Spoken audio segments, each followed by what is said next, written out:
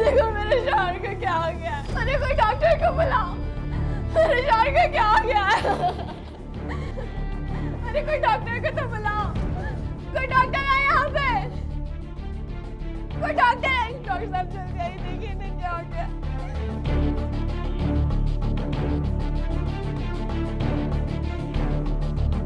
Doctor साहब देखिए इन्हें क्या हो गया। इनको ठीक कर दे। ये तो ऑन द स्पॉट ही खत्म हो गया। नहीं डॉक्टर साहब, ऐसा नहीं हो सकता, आपको गलतफहमी, ऐसा कुछ नहीं हो सकता। डॉक्टर साहब इन्हें ठीक कर दे, इन्हें ठीक कर दे बस। डॉक्टर साहब कुछ नहीं हो सकता इन्हें। डॉक्टर ये गन शॉट का पेशेंट कहाँ है? जी है। ये भी जरा एक तो।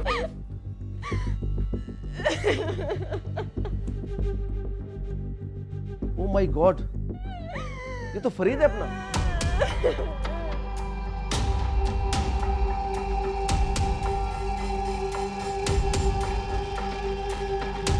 आप इनकी अहलिया हैं? जी इंस्पेक्टर साहब। इंस्पेक्टर साहब मैं जाऊं? जी प्लीज। जी शुक्रिया। देखिए मुझे बहुत अफसोस है, फरीद हमारा बहुत अच्छा साथी था, लेकिन रात को तो एसपी साहब के साथ इसकी किसी मिशन पे ड्यूटी थी ना? जी इंस्पेक्टर साहब, सुबह ही तो घर आए थे। तो वारदात क्या घर पे हुई थी? जी इंस्पेक्टर साहब। कैसे? मुझे नहीं पता, कुछ लोग घर में अंदर घुसने की कोशिश कर रहे थे। पुलिस के मुताबिक बल्दिया टाउन में रिहाइश पजीर एएसआई फरीद खान घर में पुरअसरार तौर पर गोली लगने से जहाँ बहक हो गया था।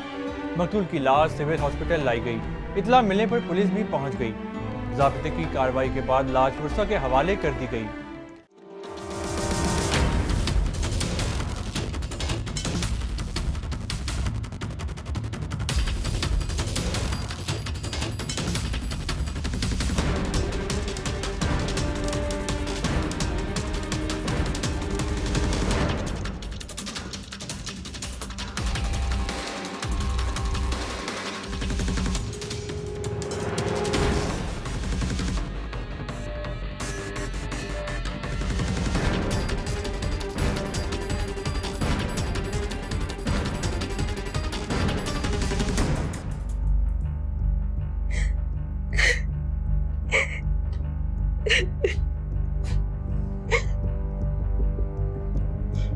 फरीद रात को कितने बजे घर आए थे?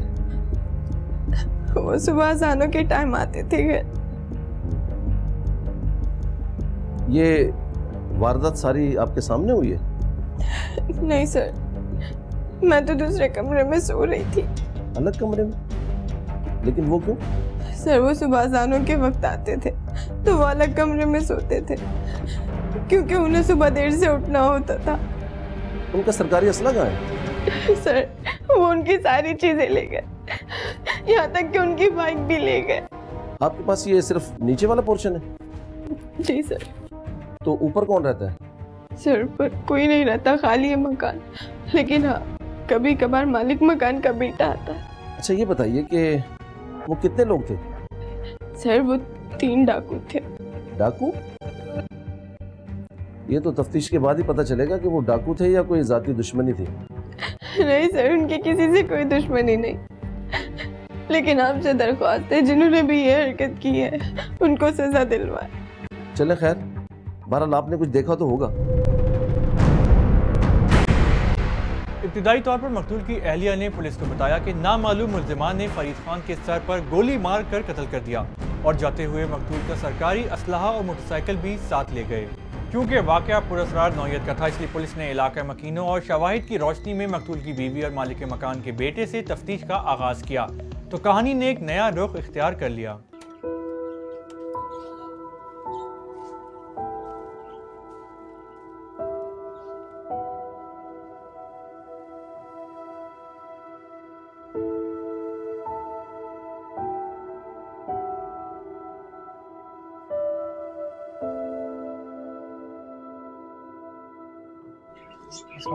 वालेकुम अस्सलाम।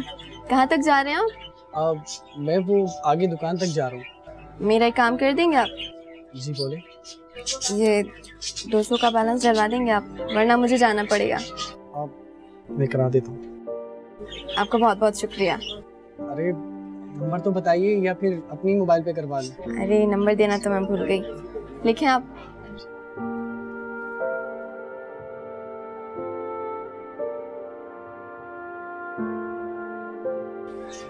मैं करा देता हूँ।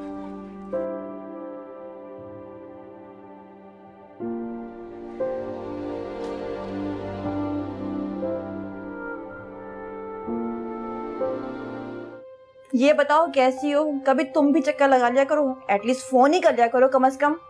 बस यार छोड़, क्या बताऊं तुझे। अच्छा ये बता, तेरे पुलिसमैन का क्या हाल चाल है आजकल? छोड़ यार उसको, ना ही पूछ तो अच्छा है। वही पुरानी चाल, बेढंगी, जैसे था वैसा ही है। क्या भाई, इतनी जल्दी तुम उनकी चाल से बेजार हो गई? तो और क्या करूं यार, उसके पास तो मेरे लिए टाइम ही नहीं है, और मैं घर में अकेली रह रह के बोर हो जाती हूँ। अरे कहीं तुम लोग आउटिंग शॉटिंग पे चले जाया करो, ये भी कोई बात है? किसके साथ जाऊं? वो महीने 2 महीने बाद लेके जाता है, और फिर 6 महीने तक वही याद दिलाता रहता है। वैसे मैंने तो सुना है कि पुलिस वाले बड़े ऐश करवाते हैं, पैसा जो खुला होता है उनका, उनकी बीवियों के तो मजे आ जाते हैं। बस रहने दे यार, काय का पैसा, उन्हें तो बस अपने आप को ईमानदार कहलवाने का शौक है, और कुछ भी नहीं। इसलिए तो कहते हैं गरीब हो पर हम उम्र होना चाहिए। एक बात कहूँ, बुरा मत मानना, तेरी और उसकी उम्र में फर्क भी तो काफी है। हर उम्र के ख्यालात और जज्बात अलग अलग होते हैं। यार इसमें मेरा क्या कसूर? ये सब तो घर वालों को देखना चाहिए था ना। लो भाई, तुम्हारा ही तो कसूर है इसमें। मेरा कसूर? मैंने क्या किया? लव मैरिज करती ना मेरी तरह। पागल हो गई है क्या? तुझे मेरे घर वालों के बारे में नहीं पता क्या? तो आप कर लेना ऐश। बेशरम, तू बड़ी स्टूपिड है। शादी के बाद भी तेरी हरकतें नहीं बदली। हाँ, तुम्हारा कुछ भी नहीं हो सकता, खुश रहो तुम अपने पुलिसमैन के साथ। फिर नहीं कहना मैं दुखी हूँ, ये हो गया वो हो गया। अच्छा ये बता, खाने में क्या खाएगी? जो खिला दो।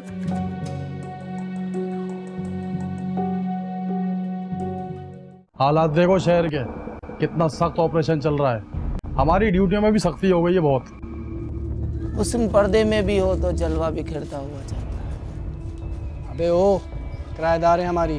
अबे किराएदार है तो क्या हुआ, अच्छी चीज की तारीफ नहीं करूँ क्या? फोन क्यों किया है आपने? सिर्फ ये बताने के लिए कि आप बहुत खूबसूरत हैं। और मैं आपको ये बता दूं कि मैं शादीशुदा हूँ, और मेरे शौहर पुलिस में है। फरीद साहब को मत बताइएगा प्लीज।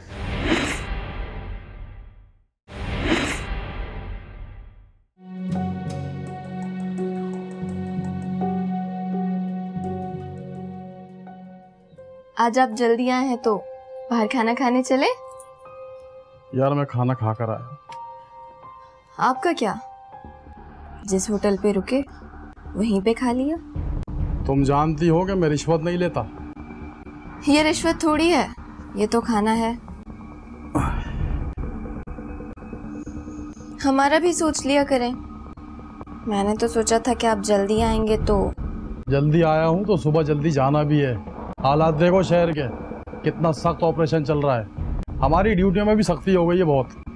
इसका मतलब है कि कल सुबह फिर आप सौदा लाके नहीं देंगे? यार सौदा तुम खुद ले आना। फिर आपको ये खतरा होगा कि कोई दुकानदार आपकी बीवी को ना देख ले। तो बुर्का पहन कर जाओ। औरतें अपने आप को ढांप कर भी जाती हैं बाजार, कभी देखा नहीं किसी को? पर अब मैं क्या खाऊं? मैंने तो कुछ पकाया भी नहीं है। यार कुछ भी खा लो, मेरी हिम्मत नहीं है, मैं बहुत थक गया हूँ और मैं जा रहा हूँ नहाने।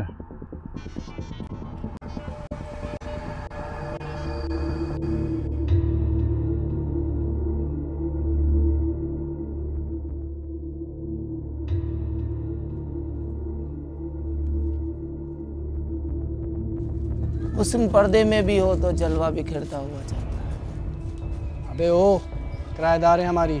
अबे किराएदार है तो क्या हुआ, अच्छी चीज की तारीफ नहीं करूँ क्या? अबे इसका कहने का मतलब है इसकी किराएदार है तो पहला हक भी इसी का है। शौहर इसका पुलिस में, जब छित्तर पड़ेंगे ना तब होश ठिकाने आएंगे। इससे क्या फर्क पड़ता है? तू सब छोड़, ये बता ये नीचे वाले पोर्शन में रहती है या ऊपर? नीचे वाले में। क्यों? ऊपर वाला खाली है क्या? नहीं, फिलहाल तो ऊपर वाला खाली है। अब्बा से बोल हमें दे दे ऊपर वाला। बहुत ही बड़े हो यार तुम लोग। बुरा क्यों मानता है, तू भी आ जाया करियो। अच्छा ये बता, वो तेरा काम का कुछ बना नहीं बना?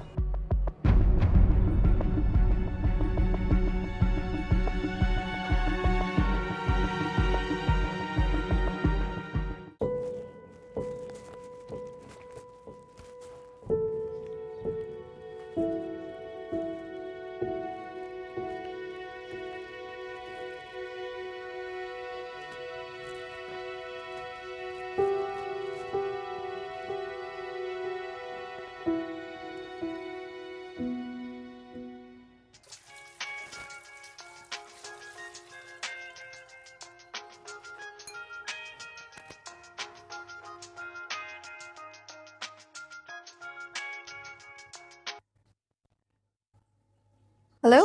आदाब अर्ज। वालेकुम अस्सलाम। आप कौन? मैंने पहचाना नहीं। बात करने के लिए पहचानना ज़रूरी तो नहीं है। किसी अजनबी से बात करना भी ज़रूरी नहीं है। हाँ, लेकिन बात कर लेने में कोई हर्ज भी तो नहीं है। फ़ोन क्यों किया है आपने? सिर्फ ये बताने के लिए कि आप बहुत खूबसूरत हैं। और मैं आपको ये बता दूं कि मैं शादीशुदा हूँ और मेरे शौहर पुलिस में है। इन दोनों बातों में सच तो नहीं छुप सकता। कौन सा सच? यही कि आप बहुत खूबसूरत हैं, और वैसे भी चांद अंधेरे में ही खूबसूरत लगता है। इस तरह किसी औरत को फोन करना अच्छी बात नहीं है। मैंने कोई बुरी बात तो नहीं की, और वैसे भी आप औरत नहीं हैं, लड़की हैं। यकीन नहीं आता तो आईना देख सकती हैं आप। आपने मुझे कब देखा? रोज ही देखता हूँ। रोज? इसमें हैरत की क्या बात है? आप कहें तो मैं ये भी बता सकता हूँ कि आपने इस वक्त लिबास कौन सा पहना है। मेरे घर में सीसीटीवी कैमरा नहीं है। मेरी आंखों में दिल के स्क्रीन पे तस्वीर आ जाती है आपकी। दिल की जगह एलसीडी लगवा रखी है क्या आपने? जी हाँ, और मैं ये भी देख सकता हूँ कि इस वक्त आप घर पे अकेली हैं।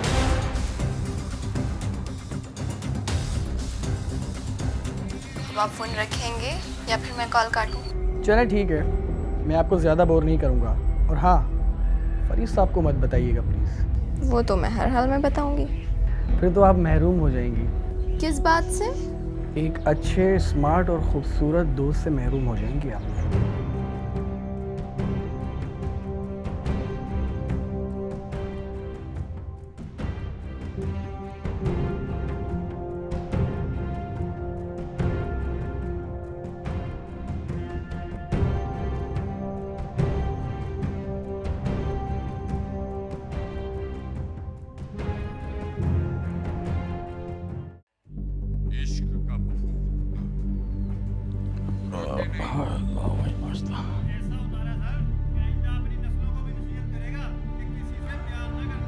तुम नहीं करोगी नाश्ता? नहीं, सिर्फ चाय पीनी है।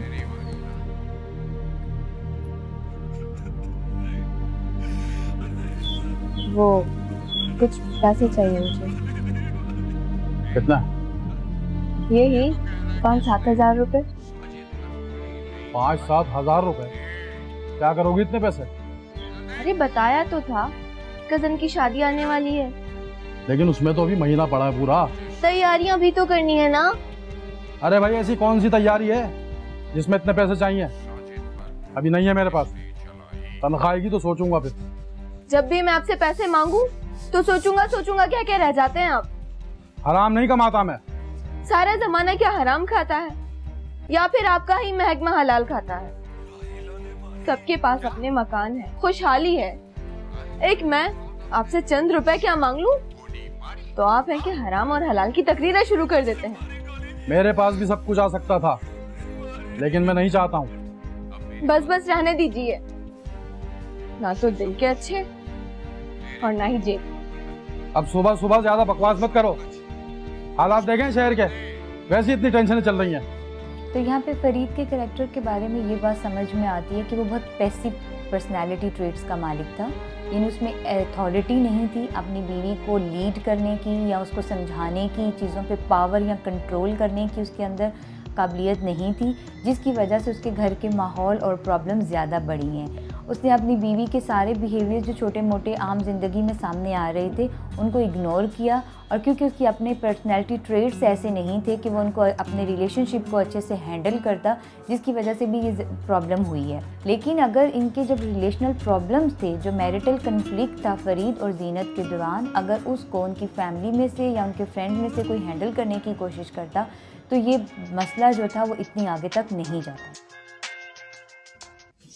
आपको कोई और काम नहीं सिवाय कॉल करने के? अरे अरे अरे, किसको कह रही हो फोन बंद कर दूं, जीनत की बच्ची? अरे यार तुम हो। तो क्यों, तुम्हें किसी और के फोन का इंतजार था क्या? किसी का नहीं यार, किसी का भी नहीं, तुम अपनी बात करो ना। मेरी जान, अब चोरी पकड़ी गई है, सच बता दे, किसके फोन का इंतजार है तुझे? यार वो एक है बदतमीज। बदतमीज? किसकी बदतमीजी पसंद आ गई है? कौन है वो माशा? यार पता नहीं, है कोई, कई दिनों से मुसलसल फोन किया जा रहा है। पता है, ऐसा लगता है कि वो मेरे इर्द गिर्द मौजूद है कहीं।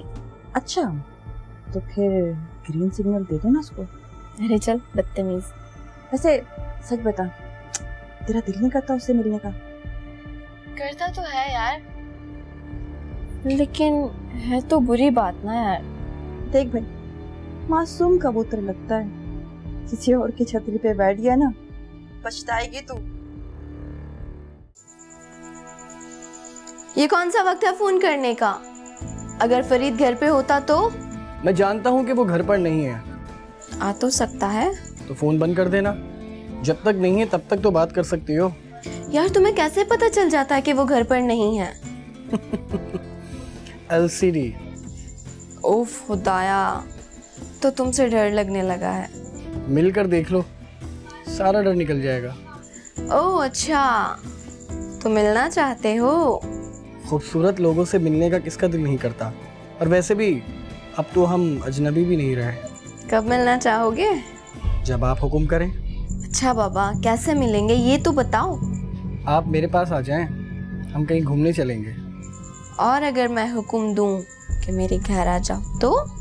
आपका हुक्म सर आंखों पर, आप हुक्म करें मैं हाजिर हो जाऊंगा। अभी? अभी? मेरा मतलब है कि वो घर पे। ना ना, उनकी तो आज रात की ड्यूटी है ना। सच? तुमसे झूठ बोलने का दिल नहीं करता। अच्छा, तो फिर सिर्फ 5 मिनट बाद दरवाजा खोल दीजिएगा, बंदा हाजिर हो जाएगा। क्या 5 मिनट?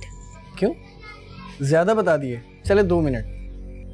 और अगर गेट पे कोई और हुआ तो? फोन कान से लगा के रखिए। चलो ठीक है। अब आप पलट सकती हैं, इंतजार खत्म।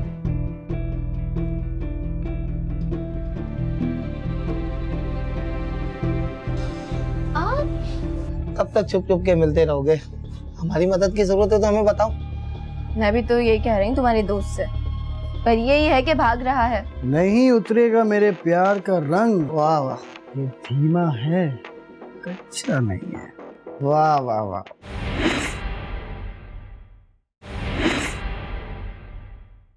क्या 5 मिनट? क्यों, ज्यादा बता दिए, चले 2 मिनट। और अगर गेट पे कोई और हुआ तो? फोन कान से लगा के रखिए। चलो ठीक है।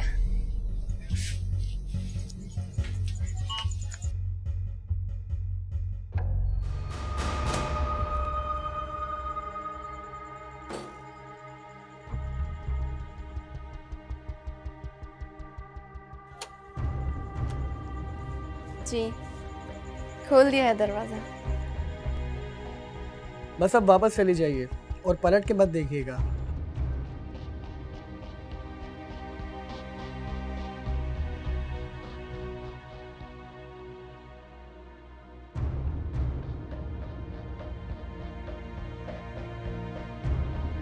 अब आप पलट सकती हैं, इंतजार खत्म।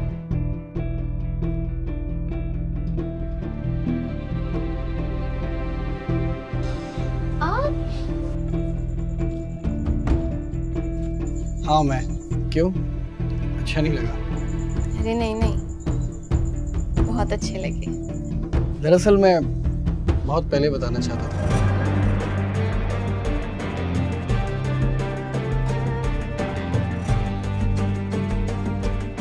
पुलिस राय के मुताबिक मकतूल फरीद अपनी अहलिया जीनत के साथ जिस मकान में रिहाइश पसीर था, शबाब इसके मालिक के मकान का बेटा था।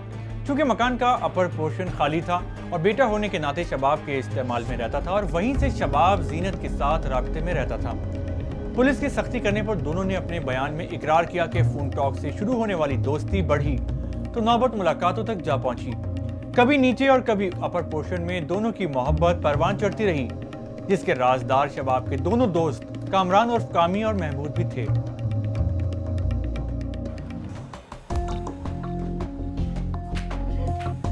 यार अभी तो सिर्फ शाम ही हुई है, हम कुछ देर और भी तो बैठ सकते हैं। जाओ यार कुछ देर और प्लीज।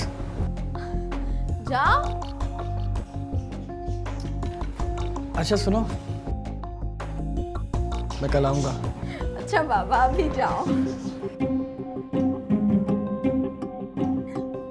जाओ।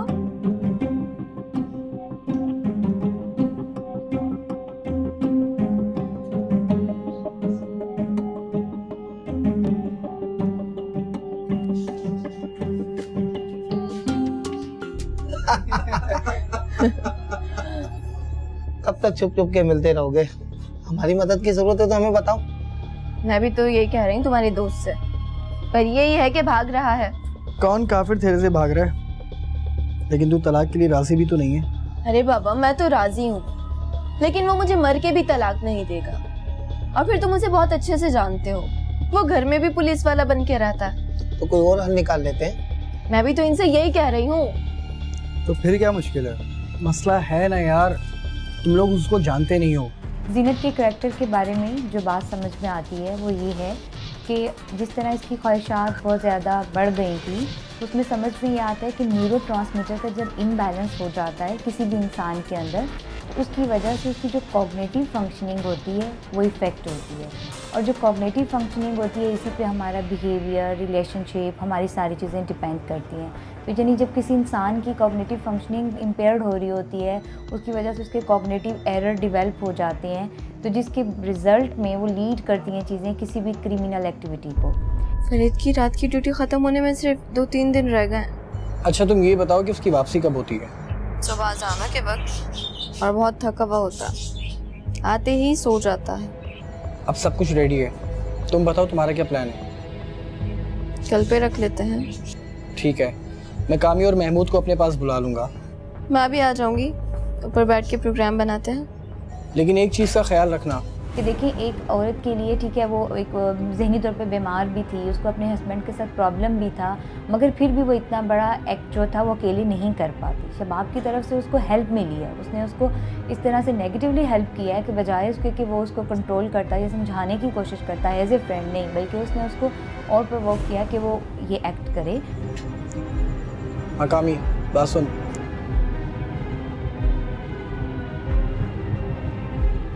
देख पहले मैंने खत्म की, देख अबे पहले मैंने एक कतरा। अरे बस करो यार, क्या पहला दूसरा लगाए रखा है। 4 बज चुके हैं, अब मुझे जाना चाहिए। लेकिन जब मैंने फोन किया था तो तूने कहा था कि वो 5 बजे आएगा, है ना? उसके आने का कोई भरोसा नहीं है। और फिर पुलिस वालों ने कभी सच बोला है भला? ठीक कहती है ये, इससे ज्यादा पुलिस वालों को कौन जानता है। थोड़ी सी तू भी लगा ले, कहीं इन वक्त पे रहम ना आ जाए तुझे। बगैर लगा भी रहम नहीं आने वाला उस पे। नहीं उतरेगा मेरे प्यार का रंग। वाह वाह वाह। नहीं उतरेगा मेरे प्यार का रंग। वाह वाह। ये धीमा है, कच्चा नहीं है। वाह वाह वाह। इसके इश्क ने तो तुझे शायर बना दिया। अच्छा शायर, अब मैं चलती हूँ। अच्छा तू अभी जा, और सुन, तेरे मैसेज का इंतज़ार करूँगा मैं। अगर इस सिलसिले में जैसे जिस तरह का बिहेवियर वो रूटीन में अपने हस्बैंड के साथ रख रही थी, जिसमें रोज़मर्रा का लड़ाई झगड़ा और परेशानियाँ और ये सब चीज़ें थी, उस वक्त इसको किसी साइकोलॉजिस्ट को दिखाने की ज़रूरत थी कि जो इसको असेस करता कि इसके साइकोलॉजिकल कंडीशन कैसी हो रही है, जिसकी वजह से यानी वो अपनी चंद ख्वाहिशों की वजह से अपने हस्बैंड के साथ रोज़ रोज़ प्रॉब्लम्स क्रिएट कर रही है। अगर वो उस वक्त असेस करवाए जाते तो ये इतने बड़े एक्ट की तरफ नहीं जाती।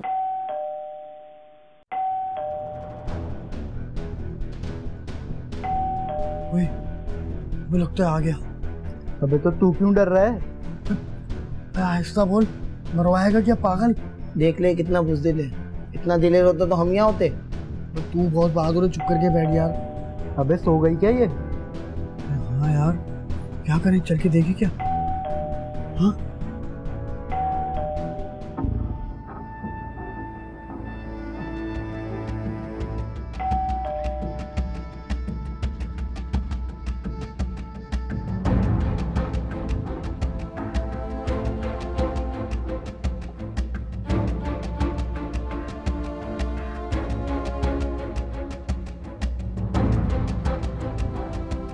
कितनी देर से बेल बजा रहा हूँ, आवाज नहीं आ रही थी? सो रही थी, पुलिस वाली नहीं जो पूरी रात खुद भी जागूं दूसरों को भी जगाऊं।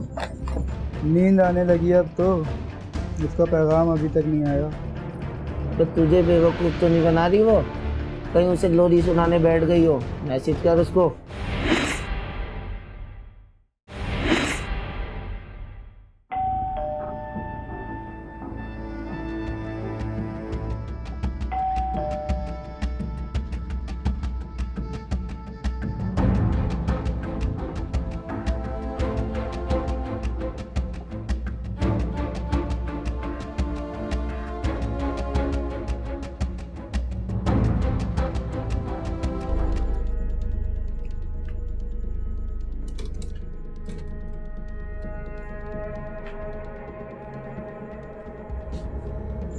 खाना खाएंगे आप?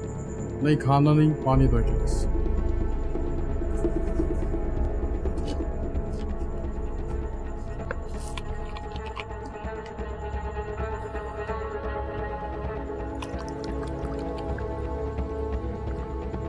कितनी देर से बेल बजा रहा हूँ, आवाज नहीं आ रही थी? सो रही थी, पुलिस वाली नहीं जो पूरी रात खुद भी जागूं दूसरों को भी जगाऊं। क्या करूँ यार, नौकरी है, करनी पड़ती है।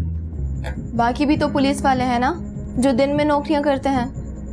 मेरी पोस्टिंग स्पेशल स्क्वाड में है, लेकिन तुम क्या चाहो?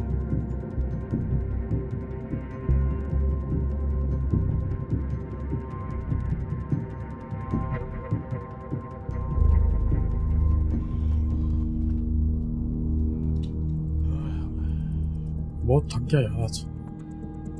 कुछ जराइम पेशा अफराद के खिलाफ ऑपरेशन था। आप आराम से यहाँ सो जाए, मैं दूसरे कमरे में सोती हूँ। तुम भी यहीं सो जाओ आज? आपके लिए चाय बना दूँ? हाँ, चाय बना दो।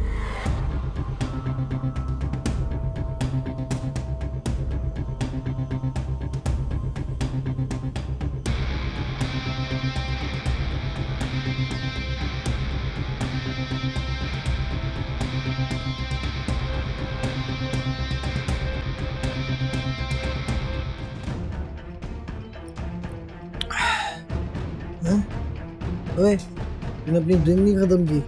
बस अब इनफ, और नहीं पीऊंगा। ओह, तो बोल पी ना यार। पिए थोड़ी सी पिए तो। नींद आने लगी अब तो, उसका पैगाम अभी तक नहीं आया। तो तुझे बेवकूफ़ तो नहीं बना रही वो? कहीं उसे लोरी सुनाने बैठ गई हो? मैसेज कर उसको। अबे पागल हो गया क्या यार? जब वो सोएगा तभी बुलाएगी ना। 10-15 मिनट और देख लेते हैं, ठीक है? चल तू ड्रिंक लगा। तू नहीं पी रहा है? नहीं, मैं नहीं पीऊंगा।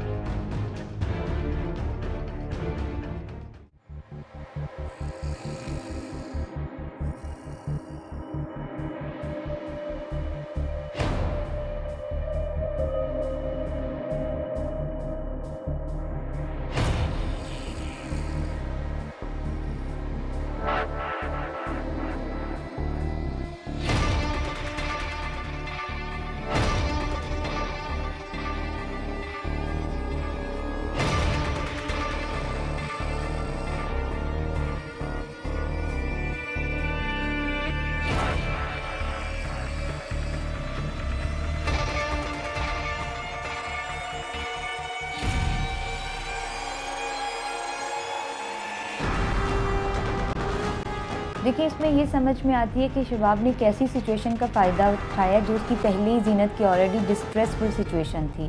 वो परेशान थी, उस वक्त उसे हमदर्दी चाहिए थी, तो वो उसे उस वक्त कॉल कर रहा था जब वो डिप्रेशन में थी, परेशानी से गुजर रही थी, उसका हस्बैंड उसके पास नहीं था, तो उस वक्त उसने उसको इस तरह से हमदर्दी दी। और उसका बिहेवियर, क्योंकि जीनत का उन दिनों अटेंशन सीकर हो रहा था, उसको वो जो अटेंशन मिलती रही, फिर उसमें क्यूरियोसिटी भी आई उस शख्स से मिलने के लिए, और फिर जब उससे मिली और आहिस्ता आहिस्ता उसकी दोस्ती जो है बढ़ गई। और उस दोस्ती का जो था, ये दोस्ती ही नेगेटिव थी, और फिर शबाब ने उसको और नेगेटिव बातों की तरफ लीड भी किया, और दोनों ने मिल के एक क्रिमिनल एक्ट किया।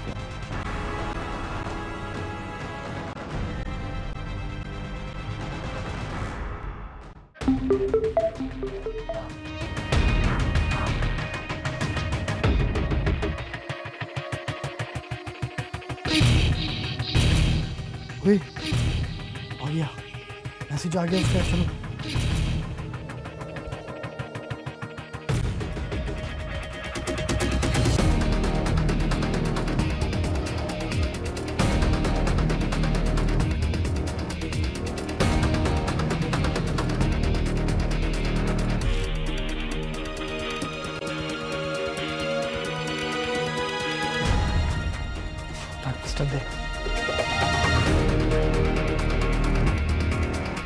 जल्दी कर, सुबह हो जाएगी यार, जल्दी कर।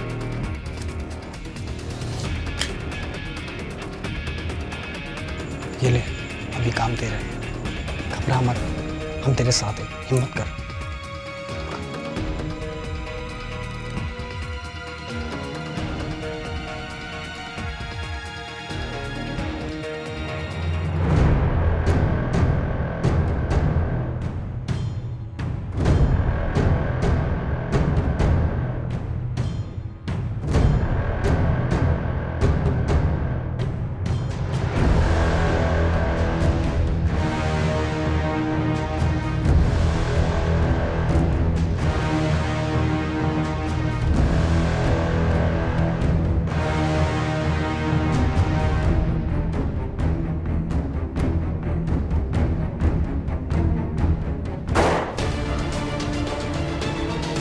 मकतूल फरीद खान की बीवी मुल्जिमा जीनत ने अपने शौहर के कत्ल का एतराफ़ करते हुए बताया कि इसका शौहर इस पर बहुत जुल्म करता था, इसलिए रोज़ रोज़ के झगड़ों से तंग आकर वो उसे कत्ल करने पर मजबूर हुई थी। जबकि पुलिस का कहना है कि तफ्तीश के दौरान ये बात सामने आई है कि मुल्जिमा के ताल्लुकात मालिक मकान के बेटे शबाब के साथ थे, और दोनों मुल्जिमान ने अपने साथ मजीद 2 मुल्जिमान महमूद और कामरान उर्फ कामी को साथ मिलाकर पूरी प्लानिंग से कत्ल किया है। दौरान इन्वेस्टिगेशन शबाब ने भी अपने जुर्म का एतराफ़ करते हुए बताया कि उसे जीनत ने फरीद को कत्ल करने पर उकसाया था, लेकिन उसे गोली जीनत ने खुद मारी है, जबकि इसने पिस्टल लोड करके दी थी। दोनों मुल्जिमान के एतराफ़ और निशानदही पर पुलिस ने तीसरे मुल्जिम महमूद को भी गिरफ्तार कर लिया है, जबकि चौथा मुल्जिम कामरान उर्फ कामी ताहाल रोपोश है। मकतूल का असलहा और मोटरसाइकिल भी कामी के पास ही है। पुलिस ने उम्मीद जाहिर की है कि बहुत जल्द चौथे मुल्जिम को भी गिरफ्तार कर लिया जाएगा। जब भी मजबूरी पड़ी यार चला जाएगा, मेरा जीना यूं ही बेकार चला जाएगा, बस यही खौफ लगा रहता है हर पल मुझको, मैं हूं इस पार वो उस पार चला जाएगा।